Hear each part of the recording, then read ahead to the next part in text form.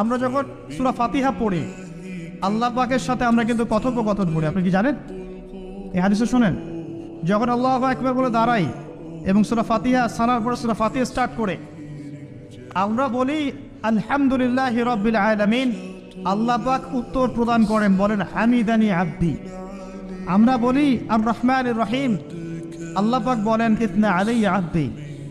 আমরা বলি মালিকি ইয়াউমিদ্দিন, আমরা বলি যখন আল্লাহ পাক তার উত্তর দেন বলেন মাজ্জাদানি আব্দি। আমরা বলি ইয়াকা না'বুদু ওয়া ইয়াকা নাস্তাঈন, আল্লাহ পাক বলেন হাযা বাইনি ওয়া বাইনা আব্দি। আমরা দোয়া করি বলি ইহদিনাস সিরাতাল মুস্তাকিম সিরাতাল লাযীনা আন'আমতা আলাইহিম গায়রিল মাগদুবি আলাইহিম ওয়ালাদ-দাল্লিন। এরপর আল্লাহ পাক বলেন ওয়ালি আব্দি মা সাআলা, আমার বান্দা যে পথ চেয়েছে আমি তাকে তা দিলাম। আলহামদুলিল্লাহ। এই যে নামাজে আল্লাহর সাথে আমরা মোনাজাত করি, মোনাজাত মানে আল্লাহর সাথে চুপে চুপে কথা বল।